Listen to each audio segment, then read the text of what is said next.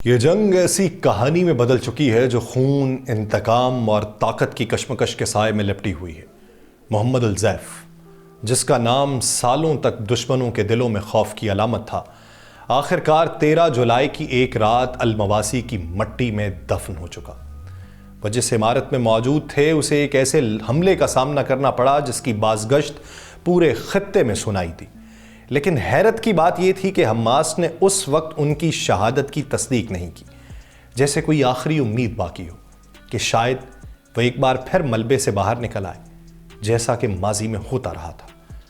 آپ سب پر سلامتی ہو، میں یاسر رشید ہوں اور آپ دیکھ رہے ہیں 92 ڈیجیٹل۔ ناظرین، اسرائیل نے جب اعلان کیا تھا کہ محمد الزیف کو شہید کیا جا چکا ہے تو وزیر دفاع یوآف گالنٹ کے چہرے پر ایک فاتحانہ مسکراہٹ تھی۔ اس نے کہا کہ یہ حماس کے زوال کا ایک اہم لمحہ ہے، لیکن یہ جنگ ختم نہیں ہوئی۔ ان کے مطابق حماس کے پاس صرف 2 راستے تھے، یا تو ہتھیار ڈال دے یا پھر ایک ایک کر کے اس کے تمام لوگوں کو مٹا دیا جائے۔ محمد الزیف، وہ شخص جو 7 اکتوبر کے حملوں کے ماسٹر مائنڈز میں سے ایک تھا، وہی دن جب اسرائیل میں 1200 لوگ مارے گئے اور 251 افراد کو یرغمال بنا لیا گیا۔ محمد الزیف کی شہادت کے ساتھ ہی ایک اور نام سامنے آیا، مروان بن عیسیٰ۔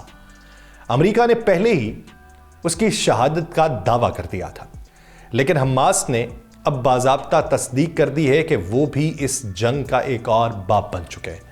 اور پھر وہ نام جو حماس کے سیاسی بیورو کی سب سے بلند آواز تھا، اسماعیل ہنیہ، انہیں ایران میں شہید کیا گیا، مگر اسرائیل نے اس موت پر براہ راست کوئی تبصرہ نہیں کیا، جیسے یہ سب ایک خاموش ہو مگر واضح اعلان ہو۔ 19 جنوری کو ہونے والے جنگ بندی معاہدے کے بعد خون بہنا وقتی طور پر رک چکا تھا، لیکن جنین ابھی بھی متاثرہ علاقہ ہے۔ لیکن ایک غیر یقینی سکون کے سائے میں اسرائیل نے 400 فلسطینی قیدیوں کو رہا کیا اور حماس نے 15 اسرائیلی یرغمالیوں کو آزاد کر دیا۔ مگر کیا یہ ایک نئے طوفان سے پہلے کی خاموشی تھی؟ غزہ کی گلیاں اب بھی بارود کی بو میں بسی ہوئی ہیں۔ ملبے تلے دبے وہ خواب جو کبھی ایک آزاد فلسطین کی امید رکھتے تھے، اب تاریخ کا حصہ بنتے جا رہے ہیں۔ حماس کے زیر انتظام وزارت صحت کے مطابق اسرائیل کے آپریشن میں 47,460 افراد جو ہیں وہ شہادت کے مرتبے پر فائز ہوئے۔ لیکن سوال یہ ہے کہ کیا اس خونریزی سے کوئی بھی جیتا، یا یہ جنگ ایک ایسا سایہ ہے جو دونوں طرف کے شہروں پر ہمیشہ کے لیے چھا چکا ہے؟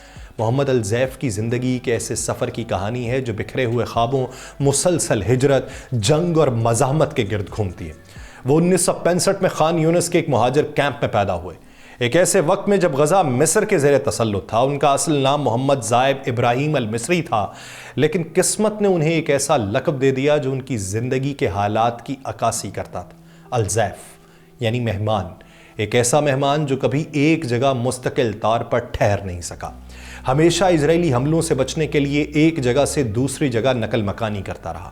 غربت کے باوجود ان کے والد نے ان کی تعلیم کو اہمیت دی اور یوں الزیف نے غزہ کی اسلامی یونیورسٹی سے سائنس میں ڈگری حاصل کی، جہاں وہ فزکس، کیمسٹری اور بایولوجی کے طالب علم تھے۔ لیکن ان کی شخصیت صرف سائنس تک محدود نہیں تھی، وہ فنون لطیفہ میں بھی دلچسپی رکھتے تھے اور یونیورسٹی کی تفریح کمیٹی کے سربراہ رہے۔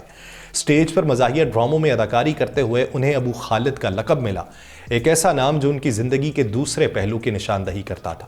ایک ایسا نوجوان جو مزاح اور فن کے ذریعے دنیا کو دیکھنے کی کوشش کر رہا تھا، مگر پھر حالات نے اس کی دنیا بدل دی۔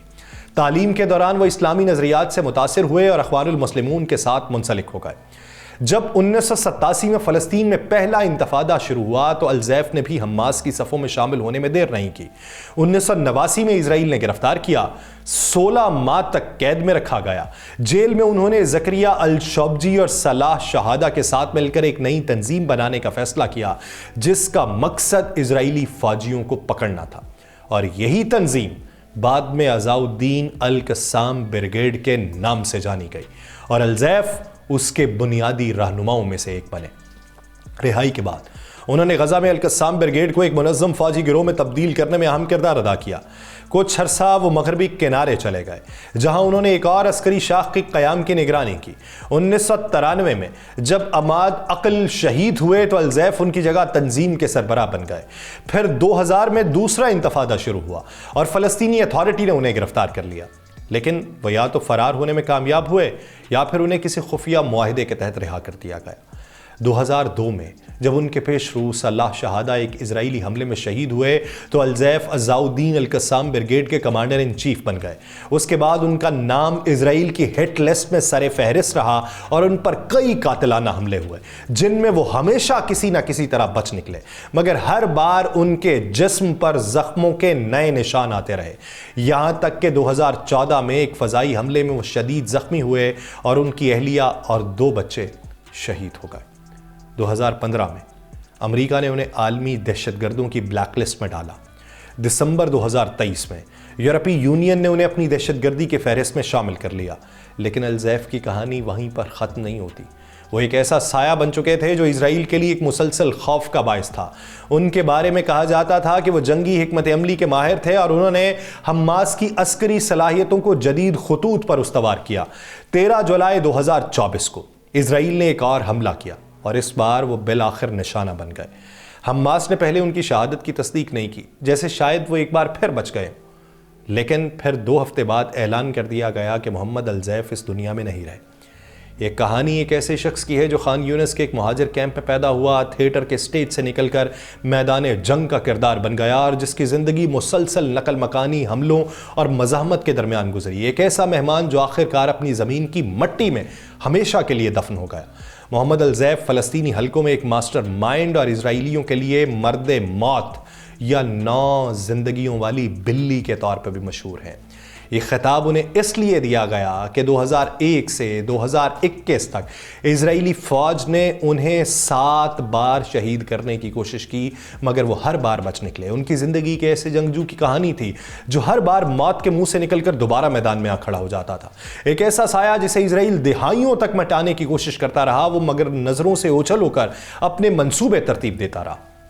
اسرائیل الزیف کو درجنوں اسرائیلیوں کی ہلاکت کا ذمہ دار ٹھہراتا تھا اور ان پر سب سے سنگین الزام 7 اکتوبر 2023 کے حملوں کا تھا۔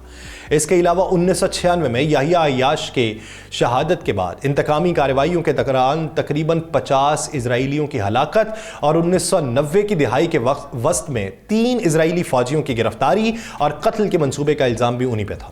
اسرائیلی حملے بار بار ان کا تعاقب کرتے رہے۔ 2001 2002 2003 2006 2014 2021 انہیں نشانہ بنانے کی کوششوں کے سال تھے۔ 2002 کے حملے میں موجزانہ طور پہ بچے، مگر ایک آنکھ ضائع ہو گئی۔ اسرائیلی انٹیلیجنس نے دعویٰ کیا کہ وہ ایک پاؤں اور ایک ہاتھ کھو چکے ہیں اور انہیں بولنے میں بھی مشکل ہے، مگر اس کے باوجود وہ مزاحمت کی حکمت عملی ترتیب دینے میں سب سے آگے تھے۔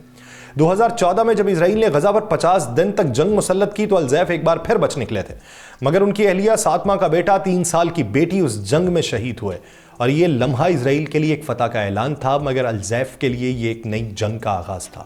ان کی شناخت ہمیشہ ایک معمہ رہی۔